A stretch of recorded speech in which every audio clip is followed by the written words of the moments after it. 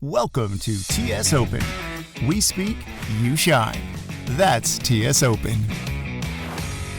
Okay, so get ready for this. We're diving deep into the story of Tom Shanon, roller skating legend.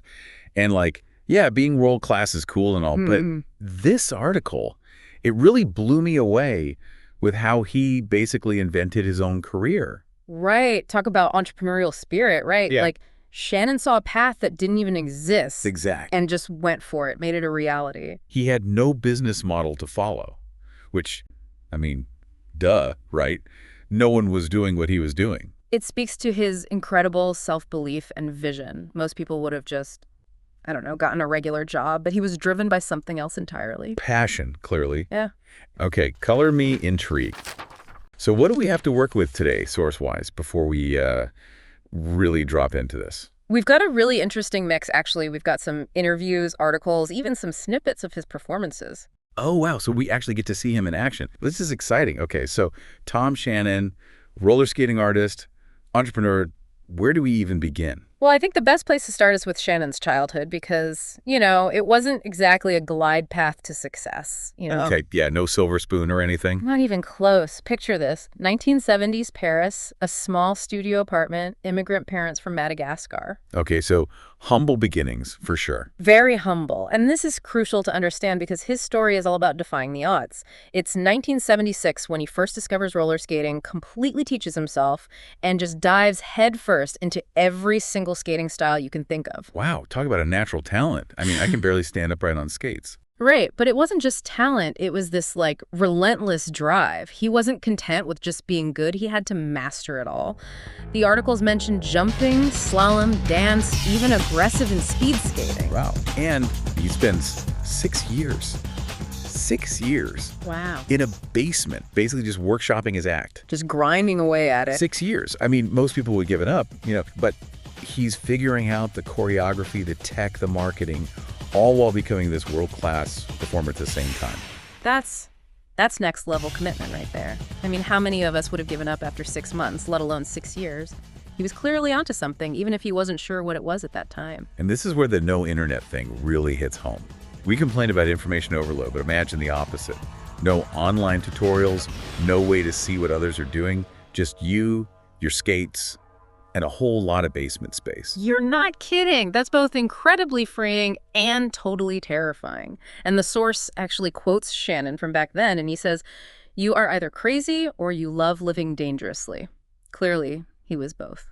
And then there's the Red Bull Trophy. Which, let's be real, is a whole other level of incredible. Oh yeah, this isn't just skating for the fun of it anymore. This is competing against the best of the best. In extreme sports, no less. Fast forward to 1999. Venice Beach, California. Shanon wins the roller skate Red Bull Trophy. So winning this, it's not just luck or talent, it's pushing your limits. Absolutely. It's about pushing the boundaries of what's physically possible on skates. And somehow that's not even the peak of his story. Because then comes the Moulin Rouge. You can't talk about cabaret without mentioning the Moulin Rouge. It's iconic. The red windmill, the costumes, the history. It's been around for over a century. Think about all the legendary performers who've graced that stage. Okay, so fast forward, he emerges from the basement, and his act, even today, is described as completely unique. What is it about what he does that's so hard to replicate even now with all the videos and whatnot out there? It's not just about the skating, though that's clearly phenomenal. It's the whole package he created, the innovation, the technical skill, the showmanship. It's like he's an inventor, a performer, a businessman, all rolled into one. The source actually lists some of the things he was doing. Innovating new tricks, probably even manufacturing his own props, who knows, then performing with this incredible charisma, and then on top of that, he's got the business savvy to turn it all into a career. It's multi-layered, It's that's what makes any art form truly hard to copy. You can learn the techniques, but that unique fingerprint of the creator, that's what makes it special. So true. And it's amazing to see how he's now using that experience to help other artists. That app he created is taking that early community building he did on the streets of Paris and bringing it to a global stage. It's like that whole paying it forward thing, but on a whole other level. Plus, you gotta love that he still got that playful, creative spark. The names of his acts alone, the crazy puppets, the plane, the laser, they're like little glimpses into his imagination. Seriously.